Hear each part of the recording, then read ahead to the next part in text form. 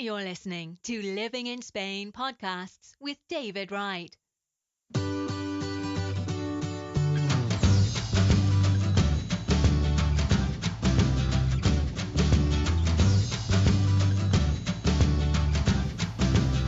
Welcome back to part 2 of my podcast, and this is the interview with Nicky from Melilla. So you've been a member on the group for a while now, I see, and I've seen you post of where you are, and it looks fantastic and everything. But Nicky, for other people that are thinking about moving to Spain, what sort of advice would you give them from the UK and they're thinking about moving to Spain? What sort of tips and advice would you give somebody? Anything particular comes to mind? I would say if you can't speak any Spanish, I think it's very important to choose your area very wisely. I mean, I don't speak hardly any Spanish, and I have really struggled in Melilla, and it's been quite isolating for me. I mean, luckily I've got my husband, so he translates everything and he sorts out all the things we need to do. But if you move to an area in Spain where nobody speaks, you need to do your research really and make sure you're going to be able to get by, because I mean, if you can get translators and interpreters, of course you can, but that could work out quite expensive. So, and I mean, to some people, they don't mind that. They like to be fully immersed in Spanish life and culture and everything, but you still have to get by, and you can't just assume that all people are going to speak in English. I think that's... For me, when I first came here, I was probably like a lot of British people say, oh, I'll pick it up when I get out there, and it won't be too much bother, and I'll soon learn. Unless you can speak pretty good Spanish, you need somebody to do it for you. In your case, you've got your husband, so it's perfect. But a normal British couple, they're going to have to pay somebody to do that. So this can be expensive if you're doing this on a regular basis. So this is why I always say, even before you come to Spain, start learning some basics, some basic words, like costs and numbers and things like that, and directions and things that you're going to use on a daily basis. Especially now, because I think people are having to sort out visas and things now, aren't they? And put a bit more planning into it than they did before. So while you're planning, I would go to Spanish lessons. I really would. I would enroll and do intensive Spanish lessons if I was in the UK now waiting to come to Spain. Especially, I mean, I've got lazy. It's not really an advantage having you probably know with your Spanish wife, it's not an advantage because you can get lazy because they can do it all for you. So, it doesn't push you. With me, we don't speak English in the house. So I only speak English when it's funny, because I had an English friend passed by a week ago or so, and he came here for coffee, and he spent the afternoon here. Keeps putting in the odd Spanish word, and I hadn't spoken English for so long, and it was a bit awkward. And I said, I'm sorry, I can't remember what's that got. And I had to ask my Spanish wife in Spanish what the word was in English, and I couldn't remember. I went, oh yeah, that's right. And he looked at me, he thought, I think he thought I was drunk. I wish that was me. So jealous of you. Do you have any tips for us? Get a Spanish partner like you and only speak Spanish. But yeah, I would say that's the number one biggest problem really, is the language. I think if you can speak the language, there's no problem at all really, is it? But in saying that, I don't want to put people off, because I think you can go to more expat areas where they have things set up for English speakers, don't they? In the tourist, I know because my husband's family are from Barcelona, so we go to Barcelona all the time, and I know I don't struggle as much in Barcelona as I do in Melilla. So that's why I was saying it's important to do your research really on where you're going to live, because if you are in an area with more different nationalities, you can get by a lot easier, I think. Yeah, I have met another expat, but she's totally integrated. Well, like you, she speaks fluent Spanish. She's been here 15 years, but she's moved back now to the mainland Spain, so I do miss her a bit. But other than that, we only mix with Spaniards, so I should be able to speak Spanish, really. But you've got no excuse. I know, it's terrible. It's embarrassing. It's getting embarrassing now, really, because. And it's funny because when we walk along the street, my husband sees all his friends from the school, and they don't say hello. They go hasta luego. Yeah. They just walk along going hasta luego, hasta luego. And I said, but you're not going to see them later. Why don't you just say hello? And he said, well, you just don't say that. You don't. they don't greet in that way when they're walking along the street. You know, when you're just passing someone. And in England, you go, hi, wouldn't you? Oh, hi. Yeah, But in this Spain, is something I well, had with my definitely wife here a in little while Melilla, they ago. go, hasta luego. In my wife's village, I mean, it's a little village up in the mountains, and there's only one other person I know English that lives there, and he's sort of a bit of a recluse. And when the Spanish people are walking past in the street, they say adios, adios. You know, when they're coming towards you. Now, it's like goodbye when they're coming towards you. And I always say to my wife, or as you say, they say luego, which is cut off later on. And I say, but they say adios. Shouldn't they say hello? And then as they walk past, they say adios, you know, goodbye. Yeah. No. So as soon as you see somebody walking towards you, before they actually arrive towards you, you say adios.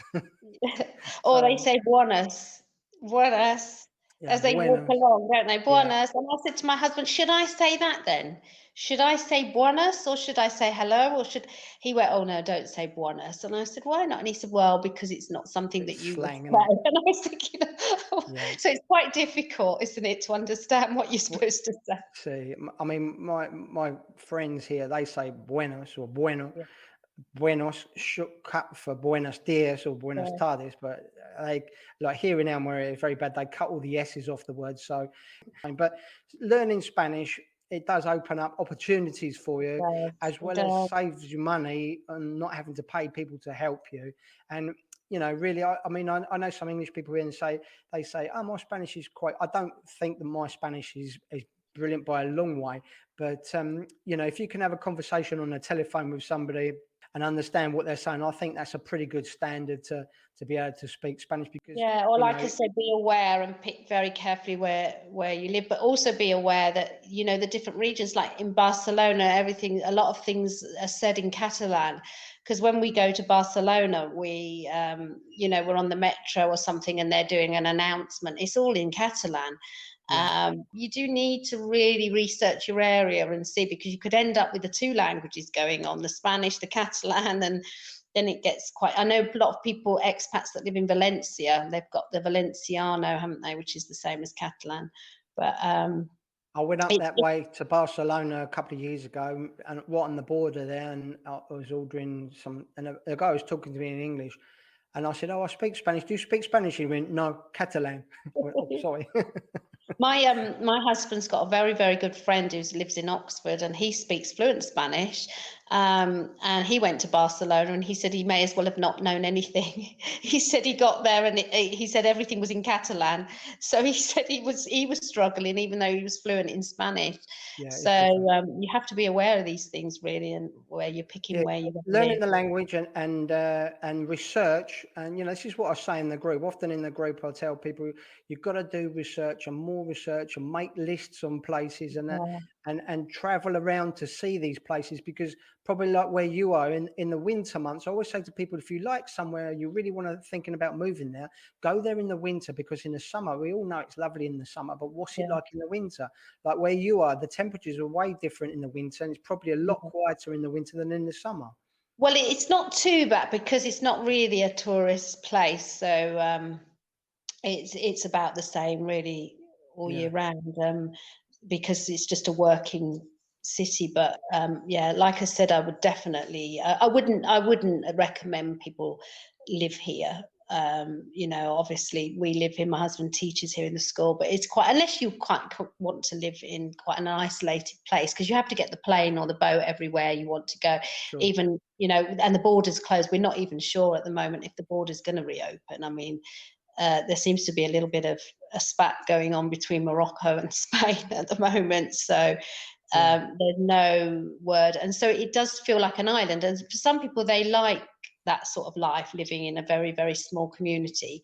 But it can be quite isolating. So, but definitely to come for a visit, a long weekend is ideal in Melilla. I would recommend everybody come. It's so interesting. And if anybody comes and they want to look us up, I'm more than happy to meet people. So is my husband, and show people around. It's a great place. And of course, it's an interesting place because you've got the border with Morocco, you've got the fence, and it's all very interesting. We've also got a SETI refugee camp here. I think in the past, that's what's put a lot of people off and thought, oh, there's going to be trouble there or whatever. But there really isn't. And it's such a lovely place. And the people are so friendly here, so lovely. Well, I'm sure that many people in the group now have got an eye opener on that part of Spain, or North Africa, as I should call it. I'm sure if they come over there that they can meet up with you because you're in the group, so they can come and connect with you if they've got any more questions. Obviously lots of people don't want to meet people, but if anybody wants to meet up or they want to know anything about Melilla, or my husband's good at guided. He should have been a tour guide, my husband. He when a lot of our friends and my family have been to Barcelona, he meets up, he takes them all around Barcelona because he knows it really well. So he's really happy to show people around and help people out. So Nicky, you've been in the group for about nearly 2 years now, I see. So you've obviously got some information from the group, some tips and information from there. So it has been helpful to you. Is that correct? Yeah, it has. It's been really helpful, and it makes me feel connected because, like I said, sometimes it has felt quite isolated living in Melilla, because I don't speak the language, and there's not many expats here. So I joined the group so I could sort of communicate with other people, and also it's helped me a lot, especially when we went through the transition with the Brexit. Because I wouldn't have known what I've got to do with the Thai card, the driving license. I got all that information from the groups. I wouldn't have known. I'm just stuck out here on my own. Nobody's going to ring me up and say, oh, by the way, you need to do this. And so it's been absolutely brilliant. And in fact, a lot of times I tell my husband what's going on, because we learn things in the group that you wouldn't know. Yeah. Well, as people know, as members know, I've got quite good contacts here. When my wife grew up in her village, we're very friendly with the chief of police and who she went to school with, and the mayor who was in her class.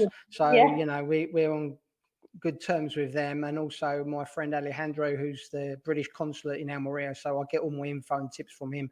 So that's why really I started the Facebook group, to help other people and update the information as I get it. And if there's something new comes on the news or whatever, I can just send a WhatsApp to Alejandro and say, oh, have you heard about this? What's this? And, often people say, oh, you have to do this and you have to do that now in the group. And I wish I'd have joined the group earlier. I mean, I never even thought about joining a group like this. It was only because we were in Melilla and my husband was at work and I didn't know anyone and I was a bit lonely. And I started looking online for groups in Melilla to see, and I couldn't find any. And then it progressed to finding expat groups in Spain. And I thought, well, I'll join these, and it's been absolutely wonderful. If I hadn't, like I said, I wouldn't have known what to do with the Brexit transition, the Thai cars, the driving license, everything without the expat. Well, and we all help each other, don't we? Yeah, I think it's been wonderful. I bet you know yourself, because when you came to Spain all those years ago, you didn't have such a group probably like that. There wasn't Facebook or the internet 19 years ago.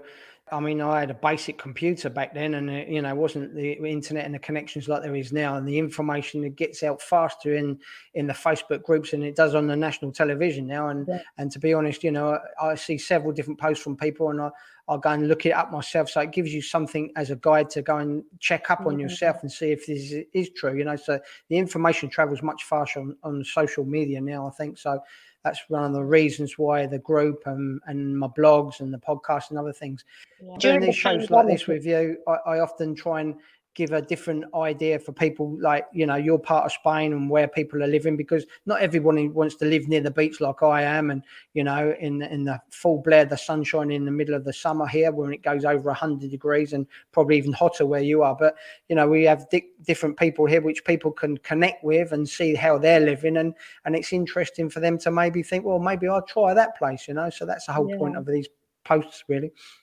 Yeah, and like I say, during the pandemic, we didn't really know the rules, and I was telling my husband what the rules were, because he, from these groups, so it was all translated, and it was so helpful to be.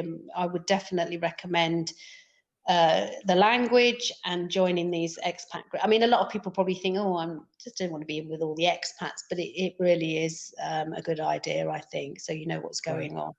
Okay, brilliant. Well, thanks very much, Nicky, for sharing Okay. your views and thoughts with us. And we look forward to seeing some more of your posts of where you live in the group in the very near future. Thanks very much for Yeah. joining us. Okay, David, thank you very much. Thanks a lot. If you have enjoyed this podcast by David Wright, then you will love his new books. Out now on Amazon and Kindle, packed with money-saving tips and information on living and working in Spain. Just go to livinginspainbooks.com. David also has a popular blog for expats in Spain.